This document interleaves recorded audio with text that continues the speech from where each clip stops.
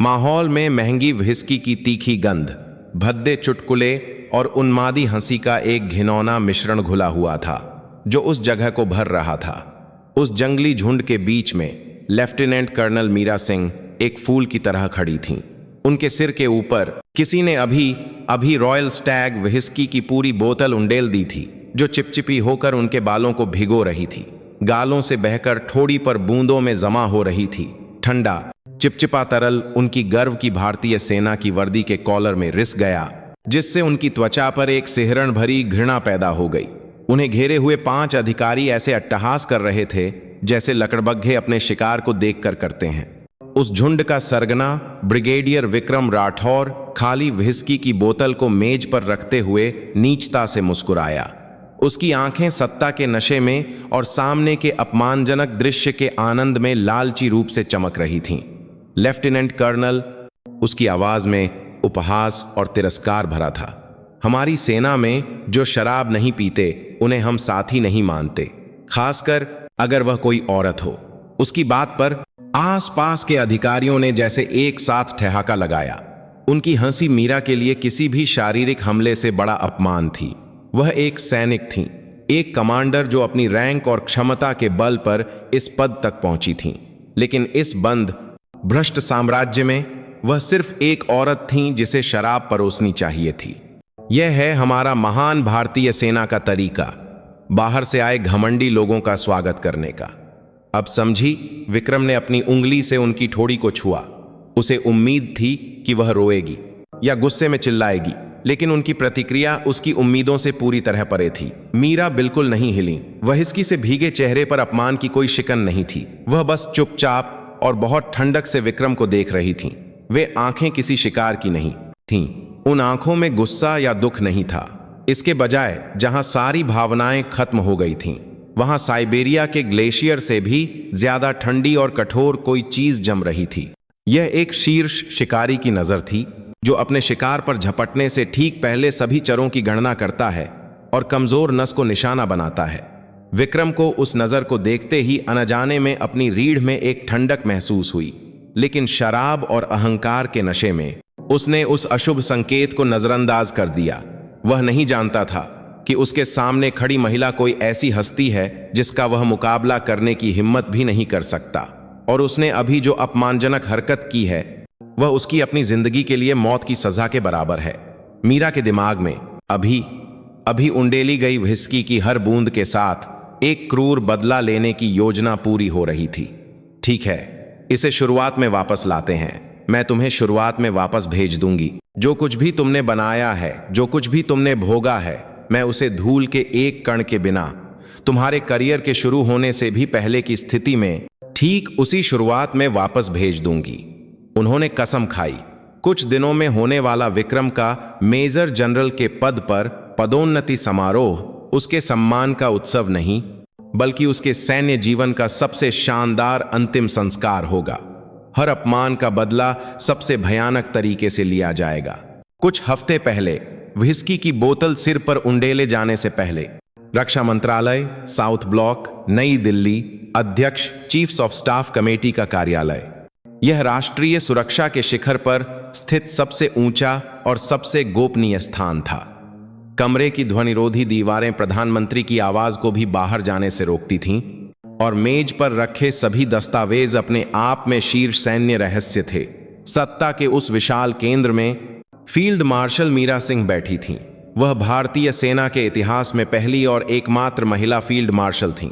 उनके कंधे पर चमकते 5 सितारे इस बात का सबूत थे कि उनका सफर कितना कठिन और शानदार रहा है। उन्होंने सेना की कांच की छत्ता है वा तत्तीज बातें इन नेहा नहीं, बल्कि स्टील की दीवार को तोड़ा था। केवल अपनी क्षमता, रणनीति और फौलादी इच्छा शक्ति के बल पर वह इस पद तक पहुंची थीं। उनके नाम के आगे कोई भी जनरल सिर उठाने की हिम्मत नहीं करता था। उनका एक शब्द सेना का कानून था और उनका निर्णय देश की किस्मत तय करता था। वह मेज पर रखे एक अधिकारी के सेवा रिकॉर्ड को चुपचाप देख रही थीं।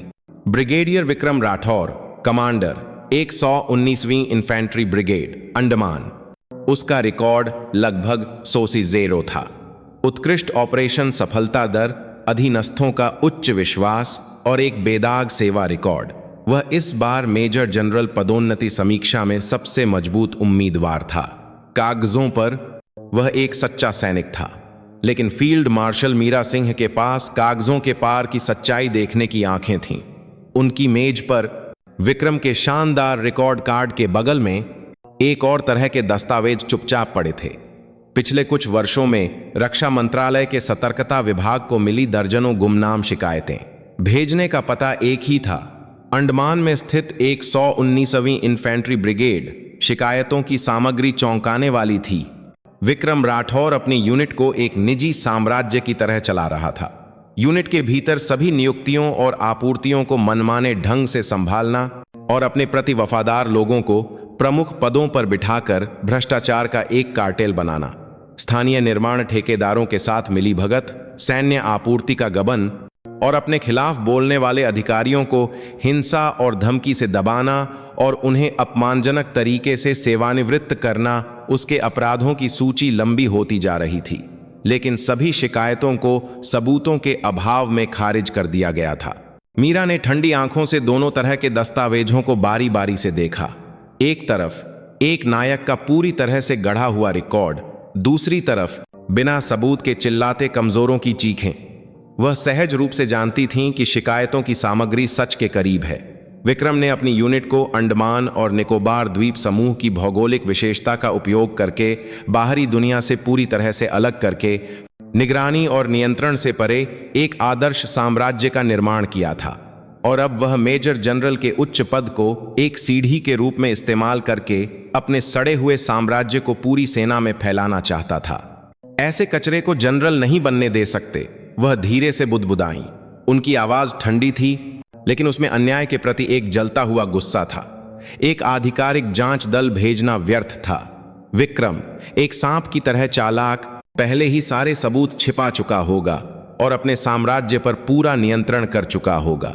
जैसे ही कोई बाहरी व्यक्ति अंदर जाएगा, वे सब कुछ छिपा लेंगे और एक आदर्श नाटक का मंचन करेंगे।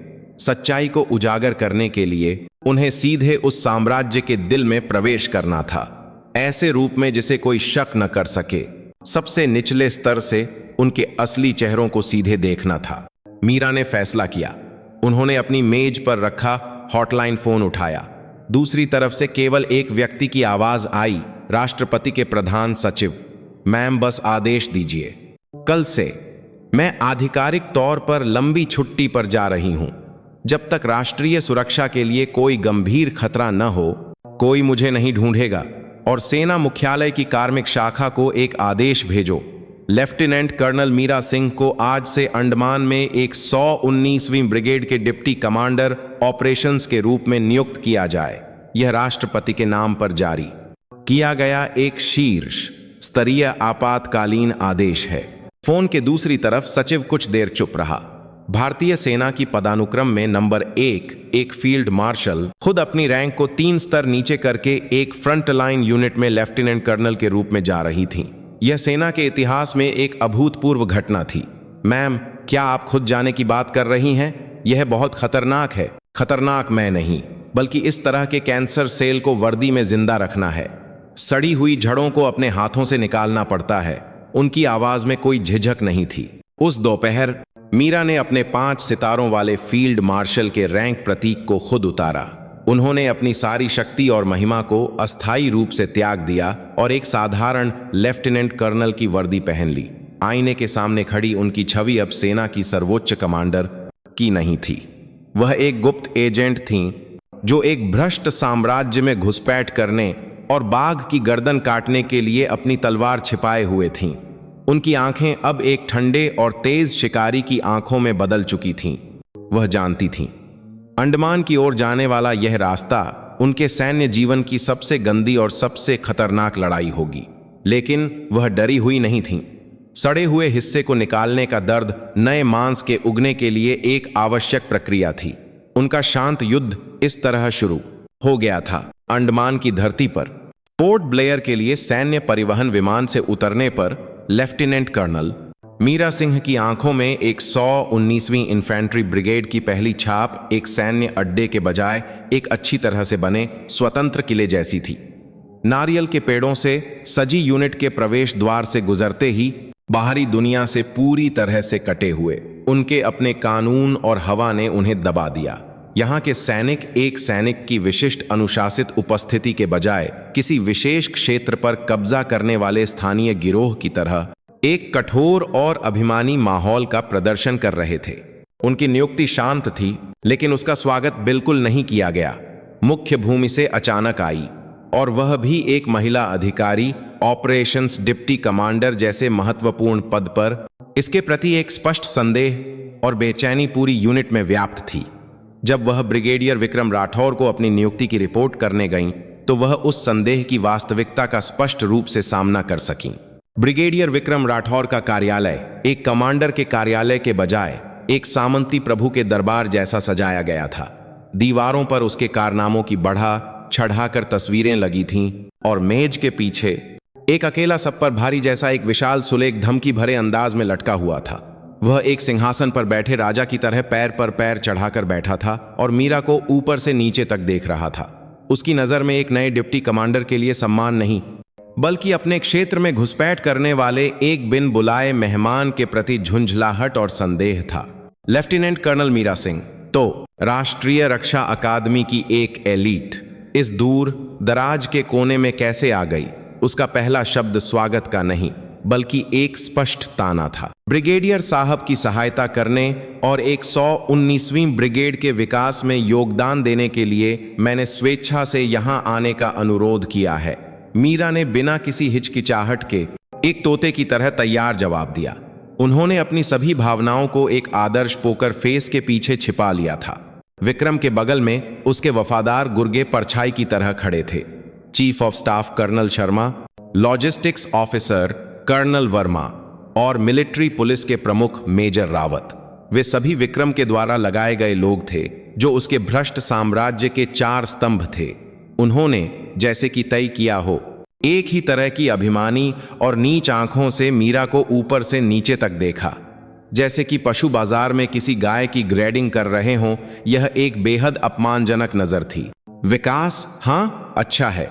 हमारी यूनिट में बाहर से आए लोगों के लिए एक कठोर स्वागत समारोह की परंपरा है। क्या तुम इसे संभाल पाओगी? विक्रम के होठों पर एक चालाक मुस्कान फैल गई। मीरा पहले से ही जानती थी कि वह जिस स्वागत समारोह की बात कर रहा है, वह किसी भी तरह से एक सामान्य सैन्य परंपरा नहीं है। उस शाम उनके लिए अधिकारी मेस में एक स्वागत पार्टी का आयोजन किया गया, लेकिन वह जगह एक पार्टी से ज्यादा एक नए शिकार के सामने भेड़ियों के झुंड द्वारा की जाने वाली पड़ताल जैसी थी। विक्रम और उसके गिरोह ने मीरा को मेज के मुख्य स्थान पर बिठाया और जैसे कि उनकी परीक्षा ले रहे हों, लगातार शराब पीने के लिए मजबूर करना शुरू कर दिया। चलो लेफ्टिनेंट कर्नल, हमारी सेना में हम इस व्हिस्की के गिलास से ही कमराडरी की पुष्टि करते हैं। एक शॉट में कर्नल शर्मा ने व्हिस्की से भरा गिलास उनके सामने जोर से रखते हुए कहा। मेज में मौजूद सभी अधिकारियों की निगाहें उन पर टिक गईं। यहां शराब से इनकार करना उनके नियमों और संस्कृति को नकारने जैसा था, और ब्रिगेडियर के लिए एक सार्वजनिक चुनौती के समान था। उन्हें उम्मीद थी कि वह घबराएगी या अनिच्छा से शराब पीकर कोई तमाशा करेगी, लेकिन मीरा घबराई नहीं। उन्होंने गिलास उठाया, उसे सूंघने का नाटक किया और फिर थोड़ा माथा सिकोड़कर कहा, माफ कीजिए ब्रिगेडियर साहब, डॉक्टर ने मुझे बताया है कि मेरे शरीर में अल्कोहल को पचाने वाले एंजाइम की कमी है। एक घूंट भी पीने से मुझे आपातकालीन कक्ष में भर्ती होना पड़ सकता है। मैं अपने साथियों के साथ इस कीमती पहली मुलाकात को एम्बुलेंस में खत्म नहीं करना चाहती। उनकी आवाज बेहद शांत और तार्किक थी। उन्होंने अपने बैग से एक मेडिकल सर्टिफिकेट भी निकाला, जिस पर अल्कोहल एलर्जी लिखा था। यह उनकी सावधानी को दर्शाता था। बेशक वह सर्टिफिकेट नकली था, जिसे उन्होंने अंडमान आने से पहले दिल्ली के आर्मी अस्पताल से तैयार करवाया था। एक पल के लिए मेज की हवा ठंडी हो गई। विक्रम के चेहरे से मुस्कान गायब हो गई। उसने महसूस किया कि उसकी सत्ता को सभी के सामने सीधे तौर पर अस्वीकार कर दिया गया है, और वह भी एक महिला अधिकारी द्वारा, एक बहुत ही वैध और शिष्ट तरीके से। वह अपमान से लाल पीला हो गया, लेकिन एक स्पष्ट मेडिकल सर्टिफिकेट के सामने उसके पास शराब के लिए और जोर देने का कोई आधार नहीं था। अच्छा, यह तो बहुत बुरा हुआ। उसने अपने दांतों के बीच से मुश्किल से कहा। पार्टी का माहौल तुरंत ठंडा हो गया। उन्होंने मीरा से और बात नहीं की। इसके बजाय वे आपस में और जोर जोर से शराब पीने लगे और महिला अधिकारियों का अपमान करने वाले भद्दे चुटकुले सुनाने लगे। यह उनके प्रति एक बचकाना लेकिन स्पष्ट अलगाव की शुरुआत थी। मीरा ने कुछ भी न होने का दिखावा करते हुए चुपचाप अपना खाना खाया, लेकिन उनका दिमाग तेजी से चल रहा था। आज रात की इस पड़ताल में वह शराब के गिलास से बचने में तो सफल हो गई थी, लेकिन साथ ही उन्होंने विक्रम के अहंकार पर एक गहरा घाव भी कर दिया था और उसके गुस्से और संदेह को और भड़का दिया था। अब वह उन्हें तोड़ने के लिए पूरी तरह से हरकत में आएगा। उन्होंने सिर उठाकर शराब के नशे में उन्मादी हंसी हंस रहे विक्रम और उसके गिरोह को ठंडी आंखों से देखा। वे भेड़िए थे, जंगली शिकारी जहां केवल धोखे और शक्ति का कानून चलता है। उनके बीच जीवित रहने और अंत में उनकी गर्दन काटने के लिए उन्हें उनसे भी ज्यादा चालाक और क्रूर बाघ बनना था। उनके खाने का तरीका जरा भी नहीं बदला, जैसे तूफान के केंद्र में आने वाली लड़ाई की तैयारी कर रहे एक अनुभवी जनरल की तरह। उनका असली युद्ध अब शुरू हो रहा था। अकेलेपन में जांच।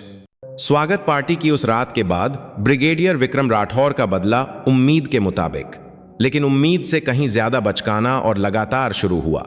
लेफ्टिनेंट कर्नल मीरा सिंह को ऑपरेशंस डिप्टी कमांडर के पद के बावजूद सभी कामों से पूरी तरह से बाहर रखा गया। उन्हें कोई आधिकारिक रिपोर्ट नहीं दी जाती थी और महत्वपूर्ण ऑपरेशंस बैठकों में उन्हें आमंत्रित नहीं किया जाता था। उनका कार्यालय यूनिट के भीतर एक सुनसान द्वीप बन गया और उनके अस्तित्व को एक भूत की तरह माना जाने लगा। विक्रम ने उन्हें सार्वजनिक रूप से अपमानित करने के बजाय उन्हें एक अदृश्य व्यक्ति बनाकर धीरे धीरे खत्म करने की रणनीति अपनाई थी। अधीनस्थ अधिकारी ब्रिगेडियर की नाराजगी से बचने के लिए उनसे खुले तौर पर बचते थे। गलियारे में उनसे सामना होने पर वे सिर झुका लेते या दूसरा रास्ता अपना लेते। कोई भी उनसे काम से संबंधित सवाल पूछने नहीं आता था और मेस में भी उनके आसपास हमेशा खाली जगह रहती थी। विक्रम के साम्राज्य में उसकी नजर से उतरने का मतलब मौत थी, लेकिन यह सब अलगाव और उपेक्षा मीरा के लिए एक आदर्श आवरण बन गया।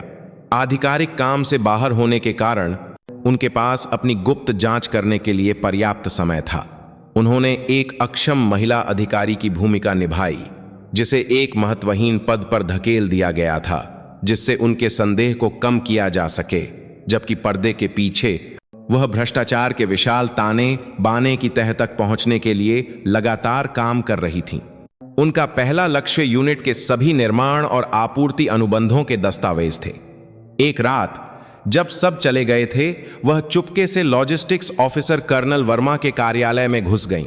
फील्ड मार्शल के रूप में उन्होंने रक्षा मंत्रालय के सभी सुरक्षा प्रणालियों को खुद संभाला था।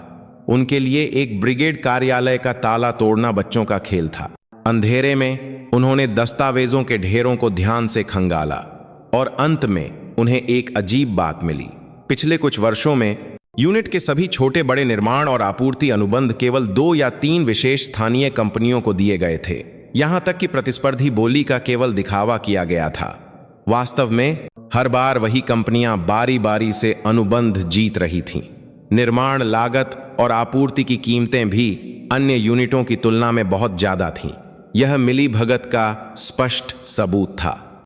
उन्होंने संदिग्ध कंपनियों की और गहराई से जांच की। कंपनियों के निदेशक वे सभी लोग थे जिन्होंने विक्रम के अंडमान में पदभार संभालने के बाद अचानक अपना कारोबार बढ़ाया था। यहां तक कि उनमें से एक विक्रम का दूर का रिश्तेदार भी था। पहेली के टुकड़े जुड़ रहे थे। विक्रम अपने संपर्कों और रिश्तेदारों का उपयोग करके फर्जी कंपनियां बना रहा था और यूनिट के सभी ठेकों पर एकाधिकार करके भारी मात्रा में अवैध धन जमा कर रहा था। अब उन्हें ठोस सबूत चाहिए थे। उन्होंने यूनिट के भीतर किसी ऐसे व्यक्ति की तलाश शुरू की जो विक्रम की तानाशाही से नाखुश था, लेकिन आवाज उठाने की हिम्मत नहीं कर रहा था। उनकी नजर में सप्लाई डिपो के प्रभारी एक युवा हवलदार कुमार पर पड़ी। वह हर बार अत्यधिक बढ़ी हुई कीमतों पर आपूर्ति के गोदाम में आने और फिर केवल कागजों पर मौजूद रहकर कहीं गायब हो जाने पर संदेह कर रहा था। एक शाम मीरा एक आम नागरिक के वेश में छुट्टी पर गए हवलदार कुमार से मिली। उन्होंने उसे बताया कि वह मुख्य भूमि से भेजी गई एक विशेष जांच दल की गुप्त एजेंट हैं और उससे सहयोग करने का अनुरोध किया। शुरू में डर से कांप रहे हवलदार कुमार ने भी मीरा के आत्मविश्वास से भरे रवैये और तार्किक व्याख्या के बाद अपना मन बदल लिया। उसने हिम्मत करके वास्तविक स्टॉक और खाता बही के आंकड़ों के बीच विसंगति के सबूत वाले दस्तावेज चुपके से निकालकर उन्हें सौंप दिए। निर्णायक सबूत हाथ में लेकर मीरा अब अंतिम पुष्टि के काम में लग गई। उन्हें यह सुनिश्चित करना था कि इस सारे भ्रष्टाचार के शीर्ष पर वास्तव में विक्रम ही है और यह उसके मुंह से सुनना था। उन्होंने सबसे खतरनाक लेकिन सबसे निश्चित तरीका चुना, बाघ को पकड़ने के लिए सीधे बाघ की माद में जाना। अगले दिन उन्होंने अपने द्वारा एकत्र किए गए सभी संदिग्ध दस्तावेजों को एक आधिकारिक रिपोर्ट के रूप में संकलित किया और फिर दिखावे के लिए वह उस रिपोर्ट को लेकर ब्रिगेडियर के कार्यालय का दरवाजा खटखटाया। ब्रिगेडियर साहब, ऑपरेशंस डिप्टी कमांडर के रूप में मुझे यूनिट के भीतर कुछ समस्याओं पर रिपोर्ट करनी है। विक्रम सोफे पर बैठकर अखबार पढ़ रहा था और उसके अप्रत्याशित आगमन पर उसने झुंझलाहट से सिर उठाया। क्या है लेफ्टिनेंट कर्नल, देखती नहीं मैं व्यस्त हूं? माफ कीजिए साहब, लेकिन यह मामला बहुत जरूरी और महत्वपूर्ण है, इसीलिए मैं खुद आई हूं। मीरा ने उसकी मेज पर रिपोर्ट रख दी। रिपोर्ट का शीर्षक था यूनिट आपूर्ति और अनुबंध प्रणाली में अक्षमताओं पर सुधार के उपाय। वह जानती थीं कि विक्रम इस रिपोर्ट का असली मतलब तुरंत समझ जाएगा। विक्रम ने संदिग्ध नजरों से रिपोर्ट उठाई। जैसे ही उसकी नजर पहले पन्ने पर पड़ी, उसके चेहरे से आराम का भाव गायब हो गया। रिपोर्ट में विशेष कंपनियों द्वारा अनुबंधों पर एकाधिकार की समस्या, अत्यधिक बढ़ी हुई निर्माण लागत का विवरण और खाता बही और वास्तविक स्टॉक के बीच विसंगति की समस्याएं बहुत विस्तार से और तार्किक रूप से लिखी गई थीं। बेशक यह सीधे तौर पर उल्लेख नहीं किया गया था कि इसके पीछे कौन है, लेकिन यह एक स्पष्ट चेतावनी थी, मैं सब कुछ जानती हूं। विक्रम के हाथ हल्के से कांपने लगे। उसने रिपोर्ट पढ़ते समय कुछ नहीं कहा। उसका चेहरा गुस्से और घबराहट से पल पल कठोर होता जा रहा था। जब उसने आखिरकार आखिरी पन्ना पलटा तो उसने रिपोर्ट को मेज पर फेंक दिया। धड़ाम! यह सब क्या बकवास है? आखिरकार उसके मुंह से चीख निकली। उसकी आंखें अब मीरा को नजरअंदाज करने या तिरस्कार करने वाली नहीं थीं। यह एक डरे हुए जानवर की आंखें थीं, जिसने अपने दिल पर निशाना साधने वाले चाकू को देख लिया हो। लेफ्टिनेंट कर्नल, क्या तुम मेरी परीक्षा ले रही हो? इस तरह की बकवास लेकर आकर तुम इस यूनिट की व्यवस्था को हिलाने की कोशिश कर रही हो? आपने गलत समझा।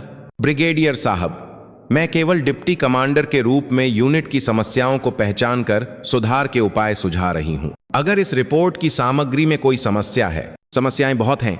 विक्रम ने उसकी बात काटते हुए चिल्लाया, तुम लॉजिस्टिक्स या प्रशासनिक काम के बारे में कुछ नहीं जानती। तुम सिर्फ लड़ने वाली एक महिला सैनिक हो। फालतू के कामों में ध्यान मत दो और अपनी जगह पर रहो। अगर दोबारा मेरी इजाजत के बिना ऐसा कुछ किया तो मैं तुम्हारी रैंक का भी सम्मान नहीं करूंगा, समझी? यह एक स्वीकारोक्ति थी। तार्किक खंडन के बजाय गुस्से और धमकी से जवाब देना, यह अपने आप में इस बात का प्रमाण था कि रिपोर्ट की सभी सामग्री सच है और वह खुद इसके केंद्र में है। मीरा ने सब कुछ पुष्टि कर लिया। अब और सबूतों की जरूरत नहीं थी। उन्होंने सिर झुकाते हुए कहा, मैं ध्यान रखूंगी ब्रिगेडियर साहब। उन्होंने जानबूझकर डरा हुआ चेहरा बनाया और तेजी से ब्रिगेडियर के कार्यालय से बाहर निकल गईं। उनके पीछे विक्रम की भारी सांसों और कुछ फेंकने की आवाज सुनाई दी। अपने कार्यालय में लौटकर मीरा ने खिड़की से बाहर देखा। अब सांप पूरी तरह से जाग चुका था, यह जानकर कि उसकी गर्दन पर चाकू आ गया है। सांप अब जल्द ही अपने विषदंत दिखाएगा और उन्हें काटने के लिए दौड़ेगा। प्रलय का समय निकट आ रहा था। यह उनका प्रलय होगा या उसका, यह जल्द ही तय होने वाला था। शैतानों की महफिल। कुछ दिनों बाद ब्रिगेडियर विक्रम राठौर के मेजर जनरल के पद पर पदोन्नति की अंतिम पुष्टि की खबर पूरी यूनिट में फैल गई। रक्षा मंत्रालय में उसके द्वारा दी गई रिश्वत की ताकत फील्ड मार्शल मीरा सिंह द्वारा बनाए गए अवरोधों से ज्यादा मजबूत साबित हुई। बेशक यह सब मीरा की विशाल योजना का अंतिम हिस्सा था, लेकिन विक्रम और उसके गिरोह को अपनी जीत पर कोई संदेह नहीं था। उनके लिए विक्रम की पदोन्नति केवल एक व्यक्ति का सम्मान नहीं था, यह इस बात का सबूत था कि अंडमान द्वीप में खुद को निर्वासित करके अपने सड़े हुए साम्राज्य का निर्माण करने का उनका तरीका गलत नहीं था। अब वह पूरी सेना में एक शक्तिशाली व्यक्ति बनने वाला था। उनका भ्रष्ट साम्राज्य अब और भी मजबूत हो जाएगा, एक ऐसा लोहे का किला जिसे कोई भेदने की हिम्मत नहीं करेगा। पदोन्नति की घोषणा वाली रात विक्रम ने अपने सभी वफादार गुर्गों को अधिकारी लाउंज में बुलाया। उसकी मेजर जनरल पदोन्नति का अग्रिम जश्न मनाने के बहाने उनकी अपनी घिनौनी महफिल शुरू हुई। मेज पर बेहतरीन व्हिस्की और चिकने स्नैक्स बिखरे हुए थे। चलो, हमारे महान ब्रिगेडियर साहब, नहीं, जल्द ही बनने वाले जनरल साहब के नाम chief of staff colonel Sharma ने एक चापलूसी भरी आवाज में टोस्ट प्रस्तावित किया और सभी ने जयकारे लगाते हुए अपने गिलास टकराए। उनके चेहरों पर अहंकार, लालच और भविष्य के लिए सुनहरी उम्मीदें भरी थीं। अब मेजर जनरल का रैंक लगने के बाद सेना मुख्यालय में भी कोई जनरल साहब को आसानी से छू नहीं पाएगा। बिल्कुल, अंडमान अब पूरी तरह से हमारी जमीन है। जब वे काफी देर तक एक दूसरे की उपलब्धियों की प्रशंसा करते हुए शराब पी रहे थे तो मिलिट्री पुलिस के प्रमुख मेजर रावत ने सावधानी से बात शुरू की। लेकिन उस लेफ्टिनेंट कर्नल मीरा सिंह नाम की औरत का क्या करेंगे? उसकी रिपोर्ट की वजह से कुछ दिनों से सिरदर्द हो रहा है। वह कोई मामूली औरत नहीं लगती। उसकी बात पर उत्सव जैसा माहौल एक पल में ठंडा हो गया। मीरा, यह नाम उनकी संपूर्ण जीत पर लगा एकमात्र धब्बा था। उसके आने के बाद से उनके साम्राज्य में एक महीन दरार आने लगी थी। उसने उनकी बात नहीं सुनी, उनके नियमों का पालन नहीं किया, यहां तक कि उसने उनके दिल पर छुरा घोंपने वाली रिपोर्ट पेश करके उन्हें धमकी देने की भी हिम्मत की। विक्रम धीरे धीरे अपना व्हिस्की का गिलास घुमाते हुए सोचने लगा। उसकी आंखें सांप की तरह पतली हो गईं। शुरू में उसने उसे सिर्फ मुख्य भूमि से आया एक दुर्भाग्यशाली कंकड़ समझा था, जिसे कुचलकर फेंक दिया जा सकता है या फुसलाकर अपनी तरफ किया जा सकता है। लेकिन वह अलग थी। वह कंकड़ नहीं, बल्कि उनकी गर्दन में फांसा एक तेज कांटा थी, एक दर्दनाक और कष्टप्रद हजाए, जिसे निकालने की कोशिश करने पर वह और भी गहरा धंसता जाता। वह निश्चित रूप से कुछ और जानती है, कर्नल वर्मा ने एक बेचैन आवाज में कहा। यह सिर्फ खाता बही देखने का स्तर नहीं है। वह रिपोर्ट ऐसी थी जैसे किसी ने हमारे अंदर को हथेली की रेखाओं की तरह पढ़कर लिखा हो। तो फिर उसे ऐसे ही नहीं छोड़ा जा सकता। कर्नल शर्मा ने आवाज ऊंची की। अगर उसे ऐसे ही छोड़ दिया तो वह किसी दिन हमारी पीठ में छुरा घोंप देगी। उसे किसी दुर्घटना का रूप देकर खत्म करना होगा, जैसे हमने सूबेदार हरिप्रसाद के साथ किया था। हरिप्रसाद का नाम आते ही विक्रम का चेहरा ठंडा पड़ गया। उसने सिर हिलाया। नहीं, अभी नहीं। स्थिति हरिप्रसाद के समय से अलग है। पदोन्नति की प्रक्रिया पूरी होने के इस महत्वपूर्ण समय में अगर यूनिट में फिर से कोई दुर्भाग्यपूर्ण घटना होती है तो मुश्किल हो जाएगी। मुख्यालय वाले शक की नजर से देख सकते हैं। वह एक पल के लिए रुका और फिर एक क्रूर और नीच मुस्कान के साथ बोला, उसे मारने से बेहतर एक तरीका है। सबकी निगाहें उस पर टिक गईं। एक सैनिक के लिए मौत से भी बदतर क्या है जानते हो? सम्मान खोना, सभी के सामने उसे नंगा करना, उसका मजाक उड़ाना, उसे कुचलना ताकि वह दोबारा वर्दी पहनने के बारे में सोच भी न सके, उसकी आत्मा को मार देना। उसकी आवाज में गहरा जहर घुला हुआ था। कल शाम मैं अपनी पदोन्नति की पार्टी दूंगा। यूनिट के सभी अधिकारियों को बुलाओ, और हां, हमारी मुख्य पात्र लेफ्टिनेंट कर्नल मीरा सिंह को भी जरूर बुलाना। वह अपनी जगह से उठा और खिड़की से बाहर अंधेरे को देखते हुए बोला, उस जगह पर हम उसे एक आखिरी मौका देंगे, हमारे तरीकों को स्वीकार करने और हमारे प्रति वफादारी की कसम खाने का मौका। ठीक व्हिस्की का गिलास उठाकर। और अगर वह तब भी मना कर दे? विक्रम धीरे धीरे मुड़ा। उसके चेहरे पर अब इंसानियत का कोई भाव नहीं था, एक शैतान जैसी क्रूर मुस्कान थी। तो फिर हम उसे दिखाएंगे कि असली अपमान क्या होता है। उसके इस शैतानी योजना पर बाकी अधिकारियों ने प्रशंसा करते हुए जयकारे लगाए। यह शारीरिक हत्या से कहीं ज्यादा चालाक और विनाशकारी चरित्र हनन था। उन्होंने अपने हाथों को खून से रंगे बिना अपने सबसे कष्टप्रद दुश्मन को पूरी तरह से खत्म करने का एक तरीका खोज निकाला था। तो फिर हमारे नए जनरल और कल रात के दिलचस्प नाटक के नाम। उन्होंने फिर से अपने गिलास टकराए। उनकी उन्मादी हंसी रात के अंधेरे में गूंज उठी। वे अपनी बनाई हुई संपूर्ण जाल से संतुष्ट थे और कल रात की नायिका बनने वाली बेचारी शिकार के बारे में सोच रहे थे। लेकिन वे यह कभी नहीं जान पाए कि उन्होंने जो जाल बिछाया है वह वास्तव में उनकी अपनी कब्र बनने वाला है, और जिसे वे शिकार समझ रहे थे वह वास्तव में उन सब पर नजर रखे हुए एक भयानक बाघिन है। शैतानों की महफिल गहरी होती जा रही थी। अपमान की रात। अगली शाम विक्रम की मेजर जनरल पदोन्नति का जश्न मनाने के बहाने आयोजित पार्टी एक उन्मादी दृश्य था। अधिकारी लाउंज उसकी पदोन्नति का जश्न मनाने के लिए आए दर्जनों अधिकारियों से खचाखच भरा था, लेकिन वहां का माहौल जश्न की गर्मी से ज्यादा प्राचीन रोम के ग्लेडिएटर अखाड़े के दर्शकों के क्रूर उत्साह से भरा था। हर कोई जानता था कि आज रात का असली नायक विक्रम नहीं, बल्कि उनके मनोरंजन का साधन बनने वाली लेफ्टिनेंट कर्नल मीरा सिंह थीं। मीरा वादे के मुताबिक पार्टी में शामिल हुईं। वह एक त्रुटिहीन, पूरी तरह से इस्त्री की हुई वर्दी में थीं। उनके आगमन ने शोरगुल वाली पार्टी में एक सूक्ष्म शांति ला दी। सभी की निगाहें उन पर टिक गईं। उन नजरों में जिज्ञासा, तिरस्कार और थोड़ी सी सहानुभूति का मिश्रण था। वह ऐसी लग रही थीं जैसे शेरों के पिंजरे में फेंकी गई एक हिरणी हो। विक्रम एक संतुष्ट मुस्कान के साथ उनके पास आया। उसने जानबूझकर इतनी ऊंची आवाज में कहा कि हर कोई सुन सके, आ गई।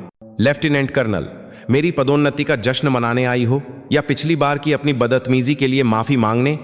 उसके खुले उकसावे पर आस पास से दबी हुई हंसी की आवाजें आईं। दोनों के लिए, ब्रिगेडियर साहब, जनरल साहब की पदोन्नति के लिए मेरी हार्दिक बधाई, और मेरी स्वास्थ्य समस्या के कारण पिछली पार्टी का मजा खराब करने के लिए मैं विनम्रता पूर्वक माफी मांगती हूं। मीरा ने इस बार भी अपनी भावनाओं पर पूरी तरह से नियंत्रण रखते हुए एक किताबी जवाब दिया। उनका यह बेदाग रवैया विक्रम को और भी चिढ़ा रहा था। उसने सीधे मुद्दे पर आने का फैसला किया। माफी? सिर्फ शब्दों की माफी सच्ची माफी नहीं होती। हमारी सेना में हम कामों से दिखाते हैं। उसके इशारे पर कर्नल शर्मा व्हिस्की से भरा एक बड़ा कटोरा लेकर आया। यह सामान्य व्हिस्की का गिलास नहीं था, यह लगभग एक लस्सी के गिलास के आकार का था। चलो, इस गिलास को खाली करके अपनी ईमानदारी दिखाओ, तब मैं भी तुम्हारी पिछली बदतमीजी को पूरी तरह से भूल जाऊंगा। अब बचने का कोई रास्ता नहीं था। मेडिकल बहाना या कोई और बहाना काम नहीं आएगा। यह अंतिम चेतावनी थी। मेज का सारा शोर थम गया। दर्जनों आंखें यह देख रही थीं कि क्या वह इस अपमान के गिलास को पिएगी या अंत तक विरोध करेगी। मीरा ने चुपचाप अपने सामने रखे व्हिस्की के कटोरे को देखा और फिर धीरे धीरे सिर उठाकर विक्रम को देखा। उनकी आंखें गहरी और शांत थीं। माफ कीजिए, मैं नहीं पी सकती। उनके दृढ़ इनकार पर विक्रम का चेहरा ठंडा पड़ गया। क्या कहा? मैं भारतीय सेना की एक सैनिक हूं। एक सैनिक का कर्तव्य हमेशा युद्ध के लिए सर्वोत्तम तैयारी की स्थिति में रहना है। नशे की हालत एक सैनिक के कर्तव्य के विरुद्ध है, जैसा कि मुझे सिखाया गया है। इसीलिए मैं यह शराब नहीं पी सकती। उनका जवाब इतना सैद्धांतिक और उचित था कि विक्रम एक पल के लिए निशब्द हो गया। वह अब व्यक्तिगत विश्वास के बजाय सैनिक धर्म जैसी एक बड़ी ढाल का उपयोग करके उसके आदेश का उल्लंघन कर रही थी। हाँ हाँ हाँ, विक्रम ने जैसे अविश्वास में उन्मादी हंसी हंसी। सैनिक धर्म? यह औरत हमारे सामने सैनिक धर्म की बात कर रही है। उसका गुस्सा आखिरकार फट गया।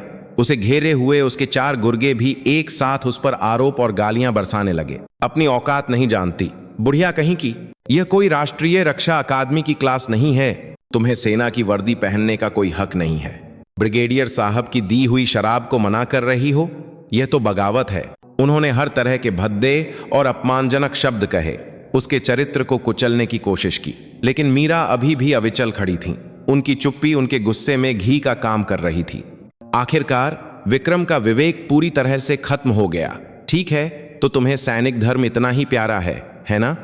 उसने मेज पर रखी कई नई रॉयल स्टैग व्हिस्की की बोतलें उठाईं और फिर उसने एक एक करके अपने गुर्गों को दी। अगर तुम शराब नहीं पीना चाहती तो तुम्हें शराब से बपतिस्मा लेना होगा। हमारे महान सेना के तरीके से हम तुम्हारे उस गंदे दिमाग को साफ कर देंगे। उसके शब्द खत्म होते ही एक भयानक घटना घटी। विक्रम सहित 5 अधिकारियों ने, जैसे कि तय किया हो, एक साथ व्हिस्की की बोतलों के ढक्कन खोले और फिर उन्होंने मीरा के सिर पर उस ठंडे तरल को बेरहमी से उंडेलना शुरू कर दिया। युआ स्वा 5 व्हिस्की की बोतलों से निकला पारदर्शी तरल एक झरने की तरह उनके सिर, चेहरे और पूरे शरीर को भिगो गया। अल्कोहल की तीखी गंध ने उनकी नाक को भर दिया और ठंडी शराब उनकी वर्दी के अंदर रिसकर उनके शरीर की गर्मी छीन रही थी। एक पल के लिए उनकी आंखें धुंधला गईं, लेकिन उन्होंने अपनी आंखें कभी बंद नहीं की। उन्होंने अपनी आंखों से इन शैतानों के अत्याचार को स्पष्ट रूप से अंकित कर लिया। अपने किए पर संतुष्ट होकर वे पागलों की तरह ठहाके लगाने लगे। पार्टी में शामिल कुछ अन्य अधिकारियों ने इस दृश्य को न देख पाने के कारण अपना मुंह फेर लिया, लेकिन किसी ने भी उन्हें रोकने की हिम्मत नहीं की। विक्रम के साम्राज्य में उसका पागलपन ही कानून था। जब सभी बोतलें खाली हो गईं, तो मीरा पूरी तरह से भीग चुकी थीं। उनके बालों के सिरों से व्हिस्की की बूंदें टपक रही थीं। उनका रूप बेहद दयनीय और अपमानजनक था। अब कुछ होश आया? लेफ्टिनेंट कर्नल, विक्रम ने हंसते हुए पूछा। उसे उम्मीद थी कि वह निराशा में रोएगी, लेकिन उन्होंने अभी भी कुछ नहीं कहा। उन्होंने धीरे धीरे सिर उठाकर अपने भीगे हुए चेहरे से उसे देखा। उनकी आंखें अब इंसान की आंखें नहीं थीं। यह एक ऐसे परम सत्ता की नजर थी जिसकी सारी भावनाएं खत्म हो चुकी थीं और जो केवल न्याय की प्रतीक्षा कर रही थी। और वह नजर चुपचाप लेकिन स्पष्ट रूप से कह रही थी, तुम सब खत्म हो चुके हो। न्याय की आंखें। अधिकारी लाउंज की हवा विजेताओं के उन्मादी नशे और एक पराजित व्यक्ति की अपमानजनक चुप्पी में बोंटी हुई थी। विक्रम और उसके गिरोह को अपने शानदार स्वागत समारोह पर बहुत गर्व था। वे एक दूसरे के कंधे थपथपा रहे थे। उन्हें यकीन था कि उन्होंने आखिरकार उस घमंडी और एडियल महिला अधिकारी की अकड़ तोड़ दी है। अब वह यूनिट में हंसी का पात्र बन गई थी और दोबारा उनसे भिड़ने की हिम्मत नहीं करेगी। लेकिन उनकी उम्मीदों के विपरीत मीरा टूटी नहीं थी। वह व्हिस्की में भीगी, बिना हिले डुले वहीं खड़ी रहीं। उन्होंने अपने चेहरे को पोंछने या अपने बिखरे बालों को ठीक करने की भी कोशिश नहीं की, जैसे कि वह अपने ऊपर हुए इस अपमान को हमेशा के लिए सहेज लेना चाहती हों। वह उसे अपने पूरे शरीर से स्वीकार कर रही थीं। उनकी चुप्पी एक हारे हुए व्यक्ति की नहीं थी। यह तूफान आने से ठीक पहले की भारी अशुभ शांति थी। उन्होंने धीरे धीरे, बहुत धीरे धीरे अपना सिर उठाया। उनके बालों के सिरे से टपकती व्हिस्की की एक बूंद उनकी पलकों पर अटकी और फिर गालों पर लुढ़क गई और अंत में उनकी आंखें विक्रम से मिलीं। उस पल विक्रम ने अनजाने में अपनी सांस रोक ली। उनकी आंखों का भाव बदल गया था। यह पहले की ठंडक और उदासीनता नहीं थी। यह एक खालीपन था जहां सारी भावनाएं गायब हो गई थीं। लेकिन उस खालीपन के अंदर उसने एक अवर्णनीय आदिम भय महसूस किया। यह एक ऐसी नजर थी जैसे कोई देवता किसी पापी को देख रहा हो। एक ऐसी नजर जिसमें न दया थी, न सहानुभूति और न ही गुस्सा, केवल न्याय। क्यों? तुम इस तरह क्यों देख रही हो? विक्रम ने अपने अंदर उठे डर को छिपाने के लिए और भी जोर से चिल्लाया। तुम क्या कर सकती हो? जानती हो यह कौन सी जगह है? यह मेरा साम्राज्य है। यहां मैं ही कानून हूं, मैं ही भगवान हूं। तुम जैसी एक लेफ्टिनेंट कर्नल की हैसियत से मुझसे लड़ने की हिम्मत कर रही हो? वह उन्माद में अपनी उंगली से मीरा के सीने पर लगभग वार करते हुए चिल्लाया। तुम बहुत होशियार बनती हो। तुम्हें बहुत अन्याय महसूस हो रहा है। ठीक है, तो अपने बॉस को बुलाओ। अभी अपने सीधे वरिष्ठ अधिकारी को फोन करो और शिकायत करो। बताओ कि मैंने ब्रिगेडियर विक्रम राठौर ने तुम्हारे साथ क्या किया है। जाकर बताओ। उसकी आवाज ने पूरे लाउंज को हिला दिया। सबने अपनी सांसें रोक लीं। इस पागलपन भरे नाटक के अंत का इंतजार कर रहे थे। वे सब जानते थे लेफ्टिनेंट कर्नल मीरा सिंह का सीधा वरिष्ठ अधिकारी खुद ब्रिगेडियर विक्रम राठौर था। उसके शब्द उसे यह याद दिलाने का सबसे क्रूर मजाक थे कि उसके पास अब कोई सहारा या अपील करने की कोई जगह नहीं है।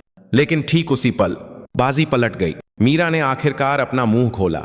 उनकी आवाज आश्चर्यजनक रूप से शांत और स्पष्ट थी। उस आवाज में एक ऐसी शक्ति थी जिसने लाउंज के सारे शोर को शांत कर दिया। मेरा सीधा वरिष्ठ अधिकारी ब्रिगेडियर। उन्होंने विक्रम की ओर एक ऐसी नजर से देखा जिसमें एक नासमझ बच्चे के लिए गहरी दया थी। उस नजर का मतलब विक्रम समझ नहीं पाया। जब तक मैं यह भारतीय सेना की वर्दी पहने हुए हूं।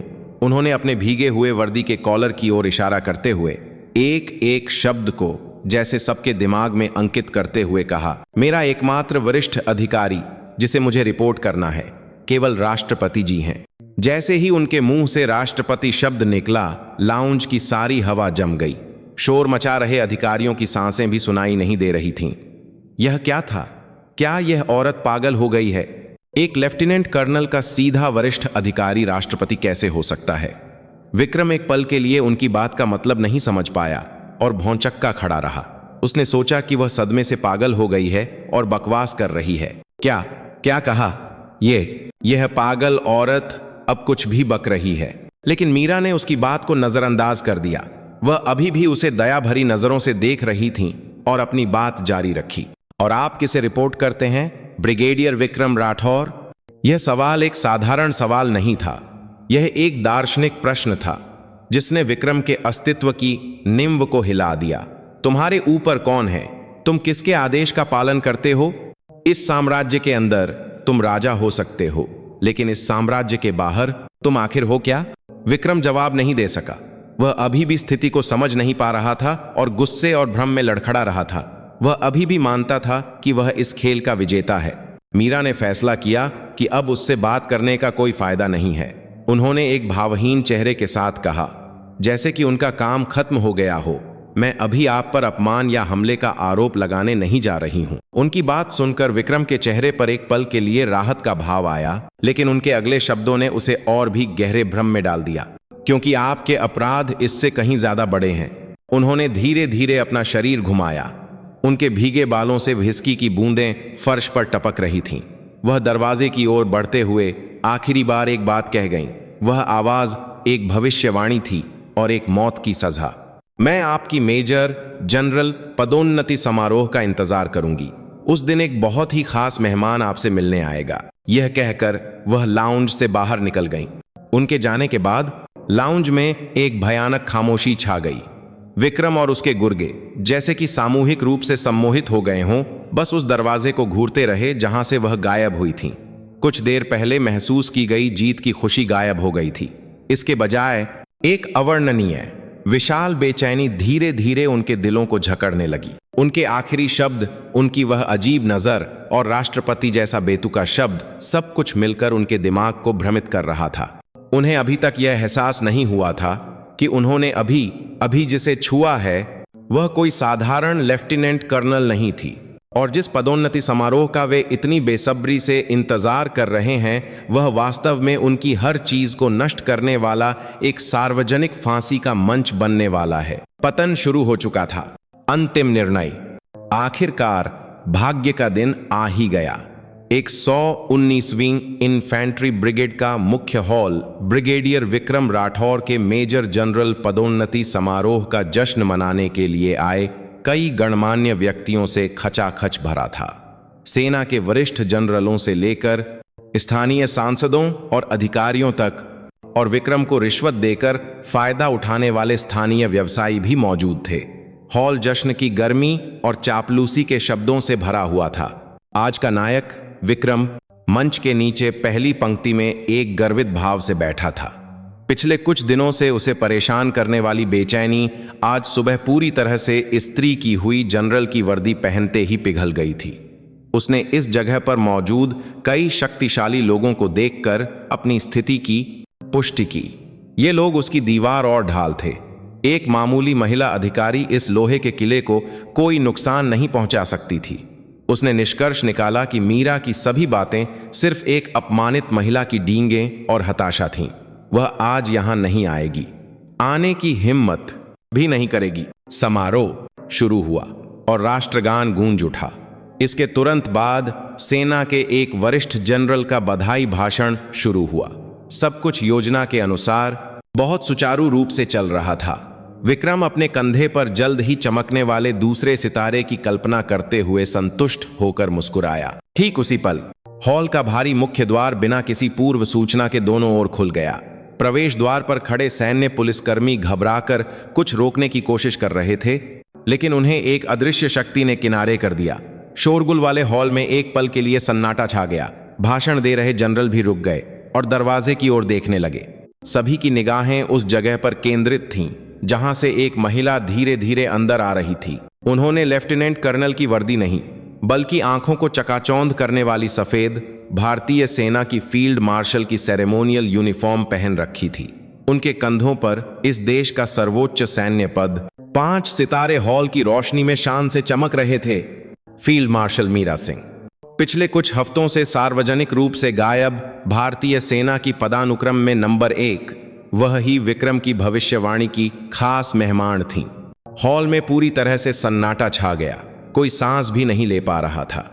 लोग यह समझ नहीं पा रहे थे कि उनके सामने कौन है और वह यहाँ क्यों आई हैं, बस स्तब्ध होकर देख रहे थे। फील्ड मार्शल मीरा सिंह ने उन सैकड़ों नजरों को अपने ऊपर महसूस करते हुए बिना किसी झिझक के मंच की ओर कदम बढ़ाया। टक टक टक उनकी जूतों की आवाज पूरे हॉल में गूंज रही थी, जैसे किसी मृत्युदंड के कैदी की ओर बढ़ते जल्लाद के कदमों की आहट। उनके चेहरे पर कोई भावना नहीं थी, केवल बर्फ जैसी ठंडी और कठोर एक न्यायाधीश की अभिव्यक्ति थी। सबसे ज्यादा सदमे में विक्रम था। वह अपनी सीट से उछल पड़ा। उसकी आंखें आतंक, अविश्वास और एक अवर्णनीय आदिम भय से भरी थीं। लेफ्टिनेंट कर्नल नहीं, फील्ड मार्शल। उसके दिमाग ने इस वास्तविकता को स्वीकार करने से इनकार कर दिया। जिस तुच्छ महिला अधिकारी का उसने इतना तिरस्कार किया, अपमान किया और जिस पर शराब उंडेली, वह वास्तव में एक ऐसी हस्ती थी जिसके सामने वह अपनी पूरी जिंदगी लगाकर भी सिर उठाने की हिम्मत नहीं कर सकता था। उसके दिमाग में उसके द्वारा कहे गए सभी शब्द एक पहेली की तरह जुड़ने लगे। मेरा एकमात्र वरिष्ठ अधिकारी केवल राष्ट्रपति जी हैं। मैं आपकी पदोन्नति समारोह का इंतजार करूंगी। सब कुछ सच था। वह शुरू से ही सब कुछ जानती थी। वह उसे न्याय के कटघरे में खड़ा करने के लिए खुद अपनी रैंक कम करके इस नरक के साम्राज्य में घुसपैठ करने आई थी। उह! विक्रम के मुंह से एक निरर्थक आवाज निकली। उसके पैर कांपने लगे और उसके शरीर की सारी ताकत चली गई। वह लगभग फर्श पर गिर पड़ता, लेकिन बगल में बैठे कर्नल शर्मा ने उसे किसी तरह सहारा दिया। उसके भ्रष्ट साम्राज्य के बाकी 4 स्तंभ भी पीले पड़े चेहरों के साथ पत्थर की तरह जम गए थे। मीरा आखिरकार मंच के सामने आकर रुकी। उन्होंने मंच पर मौजूद वरिष्ठ जनरल को हल्का सा सिर झुकाकर सम्मान दिया। सेना पदानुक्रम में वह उनसे वरिष्ठ थीं। वरिष्ठ जनरल ने घबराए हुए चेहरे के साथ उन्हें सलामी दी। फील्ड मार्शल मैम, आप यहां कैसे? मीरा ने उनकी बात का जवाब नहीं दिया। इसके बजाय उन्होंने माइक्रोफोन पकड़ा और हॉल में मौजूद सभी लोगों को संबोधित किया।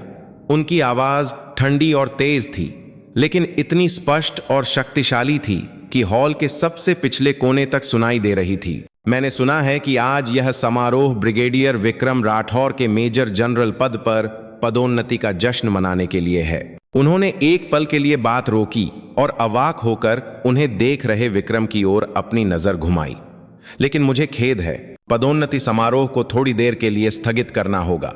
उनके होठों पर पहली बार एक हल्की सी मुस्कान आई, लेकिन यह कोई सौम्य मुस्कान नहीं थी। यह एक जल्लाद की मुस्कान थी जो अब शुरू होने वाले क्रूर वध का संकेत दे रही थी। क्योंकि पदोन्नति से पहले हमें उम्मीदवार की योग्यता की जांच करने की एक सरल प्रक्रिया से गुजरना होगा। मैं भारतीय सेना का प्रतिनिधित्व करते हुए यह जांच व्यक्तिगत रूप से करूंगी। उनकी घोषणा से हॉल की पूरी हवा कांप उठी। लोगों को अब एहसास हुआ, आज यह एक गौरवशाली पदोन्नति समारोह नहीं, बल्कि एक आदमी की हर चीज को नष्ट करने वाला एक सार्वजनिक वध समारोह था। और उस वध का जल्लाद वह 5 सितारों वाली बर्फ की रानी थी। शानदार उत्सव इस तरह एक खूनी न्याय में बदल रहा था। फील्ड मार्शल मीरा सिंह के बम विस्फोट जैसी घोषणा के बाद हॉल पूरी तरह से अराजकता में डूब गया। योग्यता की जांच, सेना के सर्वोच्च प्रमुख का सभी गणमान्य व्यक्तियों के सामने एक पदोन्नति समारोह में उम्मीदवार की योग्यता की व्यक्तिगत रूप से जांच करना सेना के इतिहास में एक अभूतपूर्व घटना थी। यह एक साधारण प्रक्रिया नहीं थी। यह विक्रम को सार्वजनिक रूप से अपमानित करने का एक स्पष्ट इरादा था। वरिष्ठ जनरल और अन्य अधिकारी घबराए हुए थे। उन्हें समझ नहीं आ रहा था कि इस स्थिति में हस्तक्षेप करें या फील्ड मार्शल की इच्छा का पालन करें। लेकिन किसी ने भी 5 सितारों वाली सेना की सर्वोच्च अधिकारी के फैसले पर सवाल उठाने की हिम्मत नहीं की। फील्ड मार्शल मैम, ये विक्रम ने एक पीले पड़े चेहरे के साथ मुश्किल से मुंह खोला, लेकिन मीरा ने एक ठंडे हाथ के इशारे से उसकी बात रोक दी। बैठ जाओ ब्रिगेडियर, तुम अभी भी केवल एक उम्मीदवार हो, एक जनरल नहीं जिसे मैंने बोलने की अनुमति दी हो। उनकी आवाज में एक अकाट्य अधिकार था। विक्रम, जैसे कि उसकी गर्दन में कोई अदृश्य जंजीर डाल दी गई हो, बेबसी से अपनी सीट पर बैठ गया। मीरा ने अपने सहायक को इशारा किया। सहायक ने तुरंत एक लैपटॉप को मंच पर लगे स्क्रीन से जोड़ा। कुछ ही देर में हॉल की विशाल स्क्रीन पर जटिल सैन्य नक्शे और ऑपरेशन की स्थिति दिखाई देने लगी। अंडमान और उसके आसपास के समुद्री क्षेत्र का विस्तृत भूभाग और काल्पनिक दुश्मन को दर्शाने वाले लाल आइकन। तो अब हम मेजर जनरल पद के उम्मीदवार ब्रिगेडियर विक्रम राठौर की योग्यता की जांच शुरू करते हैं। मीरा की आवाज एक सख्त प्रशिक्षक की तरह ठंडी और तेज गूंजी। उन्होंने स्क्रीन की ओर इशारा करते हुए पहला सवाल पूछा। ब्रिगेडियर राठौर, वर्तमान में एक काल्पनिक दुश्मन का बेड़ा अंडमान के दक्षिण पश्चिम में 200 किलोमीटर की दूरी पर पहुंच गया है। दुश्मन का लक्ष्य अंडमान हवाई अड्डे और नौसैनिक अड्डे पर एक साथ हमला करके दक्षिणी समुद्र पर नियंत्रण करना है। इस स्थिति में एक आर्जा में 119वीं ब्रिगेड के कमांडर के रूप में आपको सबसे पहले कौन से 3 रणनीतिक महत्व के स्थान सुरक्षित करने होंगे और क्यों? तुरंत रिपोर्ट करें। यह एक बुनियादी सामरिक प्रश्न था जिसका उत्तर किसी भी इन्फेंट्री कमांडर को तुरंत देना आना चाहिए, लेकिन विक्रम का दिमाग पहले ही खाली हो चुका था। पिछले कुछ वर्षों से उसका दिमाग केवल रिश्वत, अवैध धन और अपने साम्राज्य की रक्षा की गणनाओं से भरा था। वह एक सैनिक के रूप में अपनी समझ और ज्ञान खो चुका था। वह केवल एक खोखला खोल था। रणनीतिक महत्व के स्थान। वह ठंडा पसीना बहाते हुए डेज़ेस्पेरेमेंट से सोचने लगा, लेकिन कुछ भी याद नहीं आया। किताबी जवाब भी उसके मुंह से नहीं निकल रहा था। उसकी चुप्पी जितनी लंबी होती गई, हॉल का माहौल उतना ही ठंडा होता गया। उसे सम्मान की नजर से देखने वाले अधीनस्थ अधिकारियों के चेहरों पर धीरे धीरे निराशा और संदेह की छाया पड़ने लगी। जवाब नहीं दे सकते, मीरा ने ठंडक से कहा। ठीक है, तो अगला सवाल। दुश्मन के उतरने की सबसे अधिक संभावना वाले 3 तटीय क्षेत्रों को इंगित करें और प्रत्येक तट की विशेषताओं के अनुसार रक्षा रणनीति पर ब्रीफिंग करें। समय सीमा 1 मिनट है। विक्रम का चेहरा अब सफेद पड़ चुका था। वह अपनी सीट से उठा और स्क्रीन को घूरने लगा, लेकिन जटिल समोच्च रेखाएं और तटरेखाएं उसकी आंखों में केवल अर्थहीन चित्र थीं। वह कुछ नहीं कह सका। वह कह ही नहीं सकता था, क्योंकि उसके दिमाग में कुछ भी नहीं था। मीरा ने उसे और मौका नहीं दिया। उन्होंने एक अक्षम कैडेट की तरह खुद स्क्रीन पर नक्शे की ओर इशारा करते हुए सही जवाब बताना शुरू किया। सही जवाब है ऊंची जमीनें, तटीय चट्टानें और भीतरी इलाकों की ओर जाने वाली मुख्य सड़कें। दुश्मन को उतरने से रोकने के लिए उनके मुंह से एक त्रुटिहीन और तार्किक सामरिक ब्रीफिंग बिना रुके निकल रही थी। वह केवल जवाब नहीं बता रही थी, वह विक्रम द्वारा कमांड की जाने वाली यूनिट और जिस जमीन की उसे रक्षा करनी थी उसके बारे में उससे कहीं ज्यादा गहराई से और सटीक रूप से जानती थी। उनकी ब्रीफिंग सुनकर हॉल में बैठे असली सैनिक प्रशंसा से भर गए। वह केवल रैंक में ऊंची एक प्रशासनिक अधिकारी नहीं थी, वह एक सच्ची रणनीतिकार थीं, जिसके पास युद्ध के प्रवाह को पढ़ने की तेज अंतर्दृष्टि थी। और वह प्रशंसा सीधे विक्रम के प्रति तिरस्कार में बदल गई। अपनी यूनिट की बुनियादी समझ भी न रखने वाला व्यक्ति ब्रिगेडियर कैसे बन सकता है और मेजर जनरल के पद पर पदोन्नति पाने की कोशिश कर रहा था। मीरा की परीक्षा जारी रही। लैंडिंग ऑपरेशन, सप्लाई लाइन सुरक्षा, स्थानीय आबादी के साथ सहयोग। एक इन्फेंट्री कमांडर के रूप में आवश्यक सभी क्षेत्रों पर सवाल पूछे गए, लेकिन विक्रम एक भी सवाल का जवाब नहीं दे सका। वह बस सिर झुकाए एक बच्चे की तरह अपने होंठ चबा रहा था। उसका शानदार रिकॉर्ड कार्ड और अधीनस्थों का उच्च विश्वास का मुखौटा सभी के सामने एक एक करके उतर रहा था, और उसके अंदर से जो असली चेहरा सामने आया वह केवल एक अक्षम और लालची वर्दी में एक धोखेबाज का था। जब आखिरी सवाल पूछा गया तो विक्रम लगभग मानसिक रूप से टूट चुका था। आखिरी सवाल, ब्रिगेडियर, अगर यूनिट के भीतर कोई आपके आदेशों का पालन न करे और सेना के सम्मान को कलंकित करे तो एक कमांडर के रूप में आप क्या करेंगे? यह सवाल स्पष्ट रूप से उसी पर लक्षित था। विक्रम ने सिर उठाकर मीरा को देखा। उनकी आंखें ठंडक से चमक रही थीं, जैसे कह रही हों, अपना अपराध अपने मुंह से कबूल करो। के विक्रम आखिरकार टूट गया। उसने जवाब देने के बजाय वहीं फर्श पर बैठ गया। एक सैनिक के रूप में उसका स्वाभिमान और सम्मान इस सार्वजनिक वध में पूरी तरह से धूल में मिल गया था। मीरा ने उसे तिरस्कार की नजर से देखा। उस सवाल का जवाब मैं खुद दूंगी। उन्होंने अपने सहायक को फिर से इशारा किया। अब असली न्याय का समय आ रहा था। उन्होंने उसकी सैन्य अक्षमता को पूरी दुनिया के सामने उजागर करके उसके सम्मान की पहली हत्या की थी और अब वह उसकी सांसें रोकने के लिए आखिरी चाकू निकालने की तैयारी कर रही थीं। हॉल में मौजूद सभी लोग अपनी सांसें रोके अगले और भी भयानक खुलासे का इंतजार कर रहे थे। जैसे ही विक्रम अपनी अक्षमता को सार्वजनिक रूप से प्रदर्शित करते हुए मानसिक रूप से पूरी तरह से टूट गया, हॉल की हवा तिरस्कार, उपहास और आने वाले तूफान की अशुभ आशंका से भर गई। फील्ड मार्शल मीरा सिंह ने फर्श पर बैठे विक्रम को दोबारा नहीं देखा। वह अब उनके लिए एक प्रतिद्वंद्वी के लायक भी नहीं था, बस एक खाली खोल था। उन्होंने फिर से माइक्रोफोन पकड़ा। उनकी आवाज पहले से कहीं ज्यादा ठंडी और फौलादी थी। अभी हमने ब्रिगेडियर विक्रम राठौर की सैन्य क्षमता देखी। परिणाम, जैसा कि आप सभी ने देखा, निराशाजनक है, लेकिन मैं जानती हूं कि वह दूसरे क्षेत्रों में बहुत सक्षम है। उनकी बात पर हॉल में मौजूद सभी ने अपनी सांसें रोक लीं। दूसरे क्षेत्रों में सक्षमता, इसका क्या मतलब है? कुछ तेज दिमाग वाले लोग पहले ही समझ चुके थे और उनके चेहरे सफेद पड़ गए थे। खासकर वे स्थानीय व्यवसायी जिन्होंने विक्रम को रिश्वत देकर ठेके लिए थे, उनके चेहरों पर खौफ साफ दिख रहा था। अब से मैं मेजर जनरल पद के उम्मीदवार ब्रिगेडियर विक्रम राठौर की असली क्षमता रिपोर्ट पेश करूंगी। मीरा ने अपने सहायक को सिर हिलाया। सहायक ने लैपटॉप पर एक फाइल चलाई। कुछ ही देर में हॉल की विशाल स्क्रीन पर जो दिखाई दिया वह कोई जटिल सैन्य नक्शा नहीं था। यह एक विशाल मकड़ी के जाले की तरह उलझा हुआ एक संबंध चार्ट था। उस जाले के केंद्र में विक्रम राठौर का नाम स्पष्ट रूप से लिखा हुआ था और उस नाम से दर्जनों रेखाएं निकल रही थीं। उसके वफादार अधीनस्थ अधिकारी colonel Sharma, colonel Verma, major Rawat के नाम, अंडमान के विशेष निर्माण ठेकेदारों के नाम, सैन्य आपूर्ति पर एकाधिकार रखने वाली फर्जी कंपनियों के नाम और यहां तक कि सेना मुख्यालय और रक्षा मंत्रालय के कुछ वरिष्ठ अधिकारियों के नाम भी धुंधले रूप से जुड़े हुए थे। यह सब क्या है? किसी ने आतंकित आवाज में बुदबुदाया। स्क्रीन की तस्वीर बदल गई। अगली चीज जो सामने आई वह एक गुप्त बैंक खाते की खाता बही थी, जिसमें विक्रम और उसके गिरोह द्वारा पिछले कुछ वर्षों में स्थानीय कंपनियों से प्राप्त की गई रिश्वत का विस्तृत विवरण था।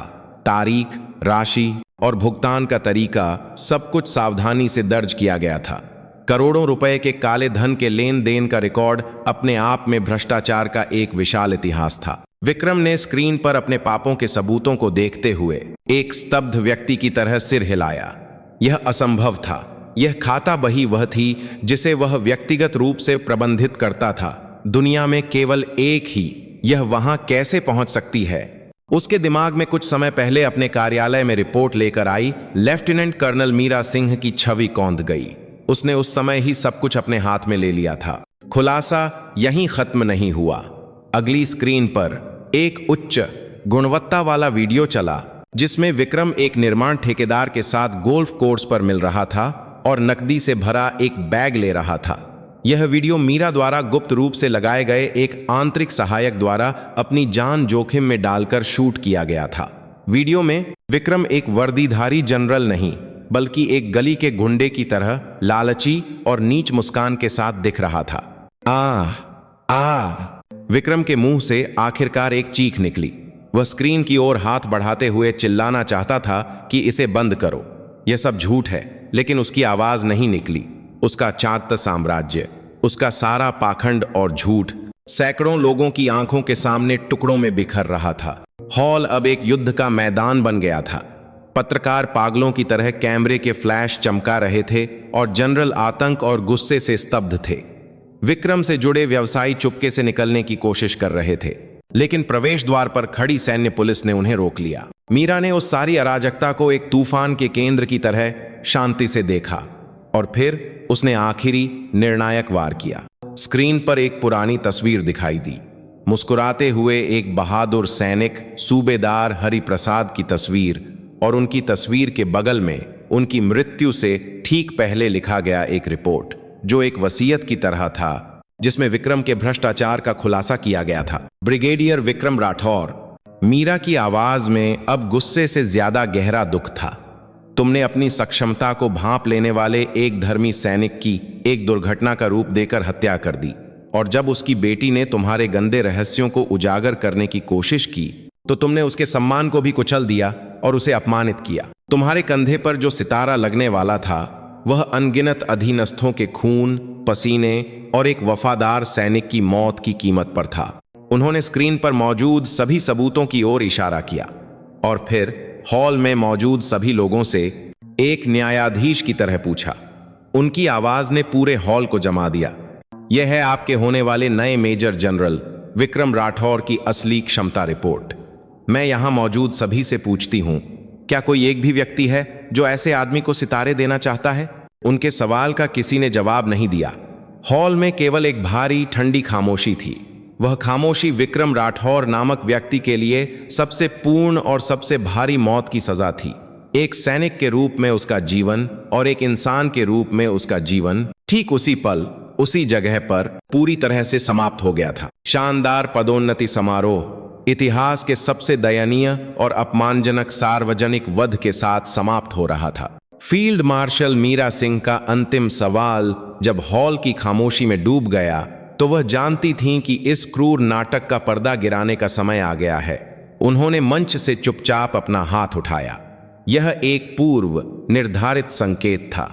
ठीक उसी पल हॉल के सभी दरवाजे एक साथ खुल गए और वहां से सफेद हेलमेट पहने रक्षा मंत्रालय की विशेष जांच शाखा के सैन्य पुलिसकर्मी एक तूफानी गति से अंदर आए। उनके हाथों में हथकड़ियां और तलाशी वारंट थे और उनकी आंखें केवल एक ही लक्ष्य पर थीं। आज यहां न्याय के कटघरे में खड़े किए जाने वाले अपराधी। वहीं रुको, जांच शाखा के प्रमुख एक कर्नल ने एक गूंजती हुई आवाज में चिल्लाया जो पूरे हॉल में फैल गई। इस समय से यहां मौजूद ब्रिगेडियर विक्रम राठौर और 4 अन्य अधिकारियों को गबन, वरिष्ठ अधिकारी की हत्या और सैन्य आपूर्ति की चोरी के आरोप में तत्काल गिरफ्तार किया जाता है। इसके अलावा इनसे जुड़े सभी नागरिकों के देश छोड़ने पर प्रतिबंध लगाया जाता है और उन्हें तुरंत पूछताछ के लिए हिरासत में लिया जाएगा। उनकी घोषणा उस नरक जैसी पार्टी के अंत की घंटी थी। सैन्य पुलिस ने तेजी से काम किया। वे फर्श पर बैठे विक्रम के पास गए, उसके दोनों हाथों को उसकी पीठ के पीछे मोड़ा और ठंडी हथकड़ियां पहना दी। खट की धातुई आवाज उसके शानदार सैन्य जीवन पर पूर्ण विराम लगाने वाली ध्वनि थी।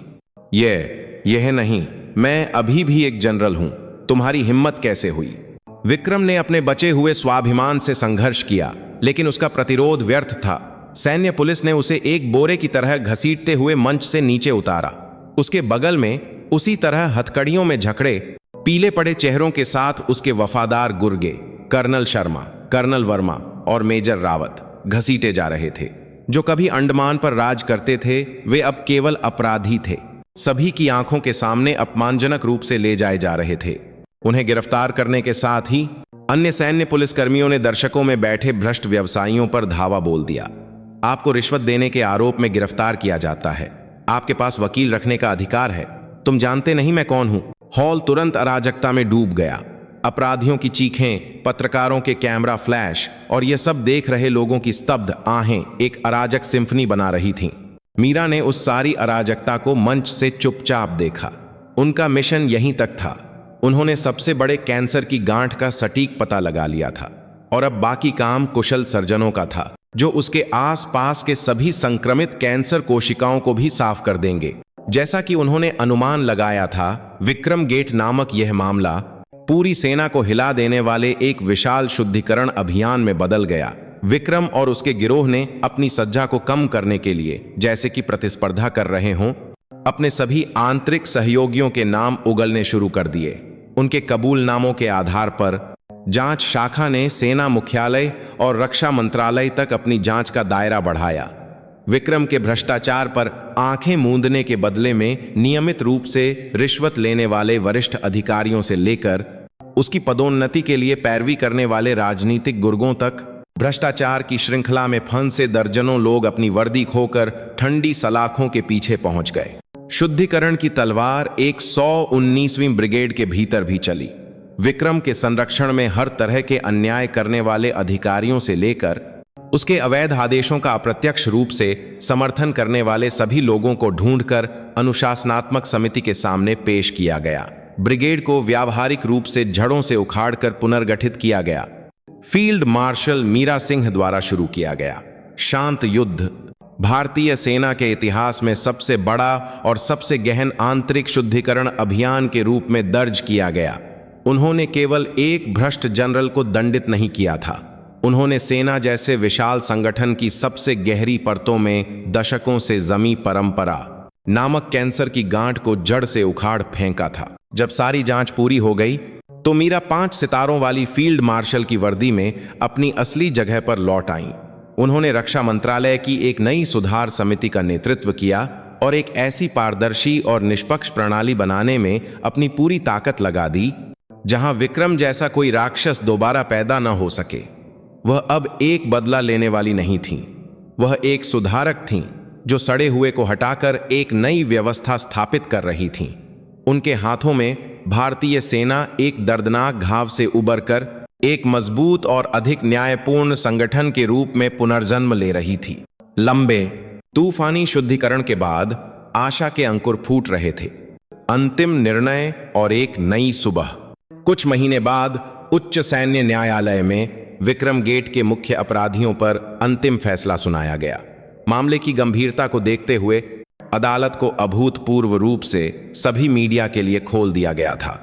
अभियुक्तों के कटघरे में कैदियों की वर्दी पहने विक्रम और उसके 4 मुख्य साथी सिर झुकाए बैठे थे, जो कभी एक पूरी ब्रिगेड पर हुक्म चलाते थे। उनका घमंड कहीं नहीं था, अब वे इतिहास के अपराधी थे जो कानून के फैसले का इंतजार कर रहे थे। अदालत दर्शकों से भरी हुई थी।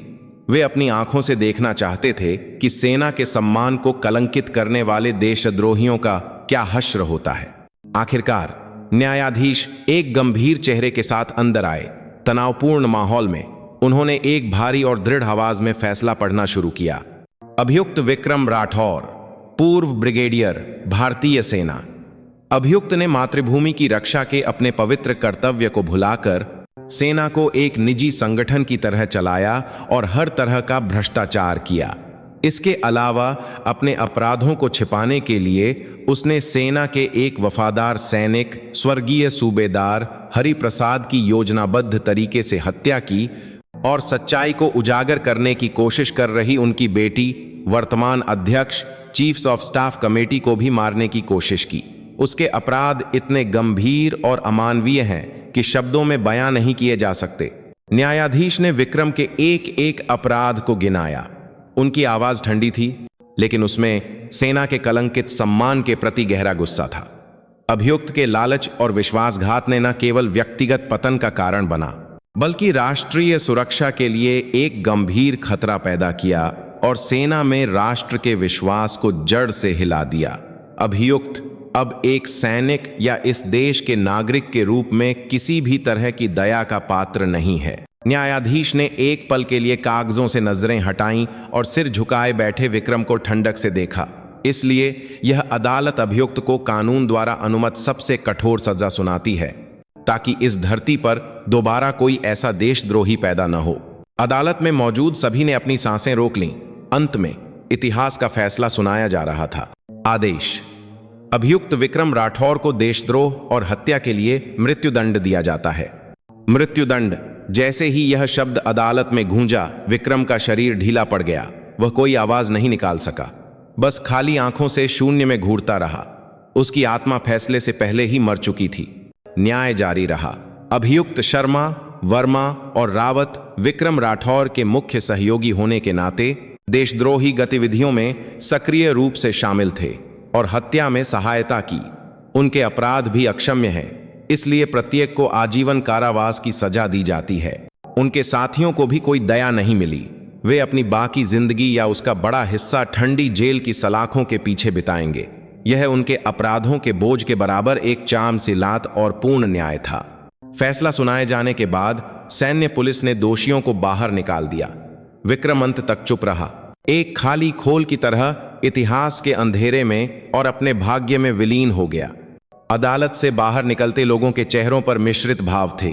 सेना की गंदगी को देखने की कड़वाहट, लेकिन साथ ही न्याय को जीवित देखने की राहत।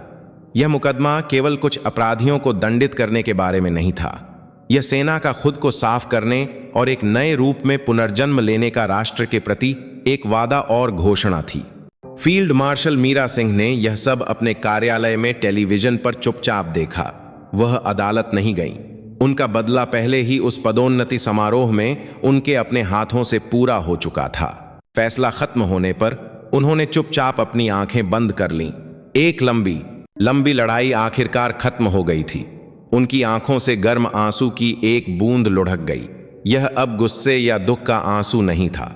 यह सब कुछ सही जगह पर लाने की राहत थी और स्वर्ग में अपने पिता के लिए एक अंतिम विदाई।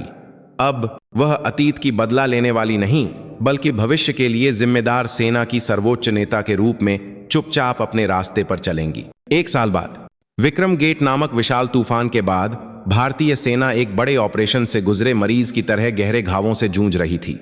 लेकिन उस दर्दनाक प्रक्रिया में सड़ा हुआ हिस्सा साफ हो गया था और नया मांस उगना शुरू हो गया था। मीरा सिंह के नेतृत्व वाली सुधार समिति ने भंग की गई ब्रिगेड की जगह एक पूरी तरह से नई कमान संरचना और भावना के साथ फीनिक्स ब्रिगेड की स्थापना की। नाम के अनुसार फीनिक्स को अपमान की राख से और भी मजबूत और न्यायपूर्ण रूप में पुनर्जन्म लेना था।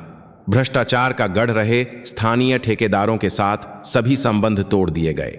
सभी सैन्य आपूर्ति और निर्माण कार्य एक पारदर्शी खुली बोली प्रणाली के माध्यम से किए जाने लगे। नए ब्रिगेड के कमांडर के रूप में सेना के सबसे ईमानदार और सक्षम अधिकारियों को नियुक्त किया गया। चापलूसी और पक्षपात की पुरानी प्रथा को पूरी तरह से समाप्त कर दिया गया और केवल क्षमता, चरित्र और देश के प्रति वफादारी ही मूल्यांकन का मानदंड बन गई। 1 साल बाद फील्ड मार्शल मीरा सिंह ने अपनी लंबी छुट्टी समाप्त होने के बाद पहली बार पुनर्जन्म ले चुकी फीनिक्स ब्रिगेड का एक अनौपचारिक दौरा किया। उन्होंने फील्ड मार्शल की सेरेमोनियल यूनिफॉर्म नहीं, बल्कि एक साधारण लेफ्टिनेंट कर्नल की वर्दी पहन रखी थी। ठीक उसी तरह जब उन्होंने पहली बार इस नरक के द्वीप पर कदम रखा था। यूनिट का नजारा पूरी तरह से बदल गया था। सैनिकों के चेहरों पर पुराने अहंकार और हिंसा के बजाय एक स्वस्थ आत्मविश्वास और अनुशासन दिखाई दे रहा था।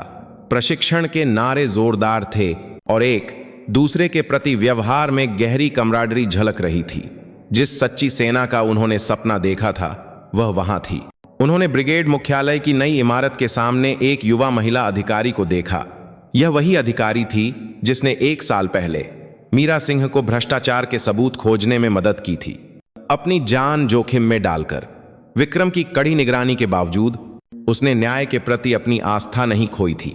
उसके कंधे पर अब कैप्टन के बजाय मेजर का रैंक चमक रहा था।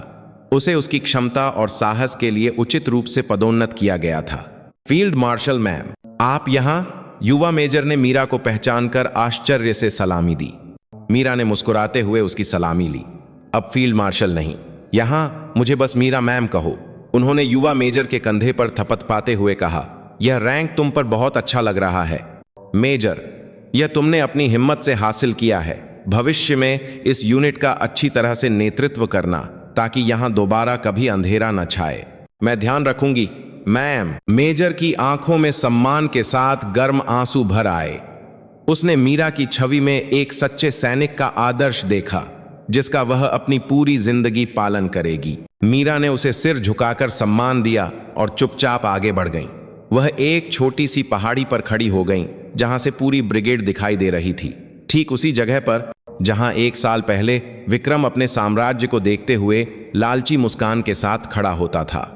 लेकिन अब उनकी आंखों में जो दिख रहा था वह भ्रष्टाचार का साम्राज्य नहीं था। यह निराशा की राख से उठकर 2 लाख का साम्राज्य की लीजा शक्तिशाली रूप से उड़ते हुए फीनिक्स के पंख थे। अंडमान के नीले समुद्र पर सुबह की चमकदार धूप उग रही थी। लंबा लंबा अंधेरा पूरी तरह से छोट गया था और अंत में एक शानदार भोर आ गई थी। मीरा ने उस शांतिपूर्ण दृश्य को देखते हुए चुपचाप अपनी आंखें बंद कर लीं। उनके होठों पर आखिरकार एक आरामदायक गर्म मुस्कान फैल गई।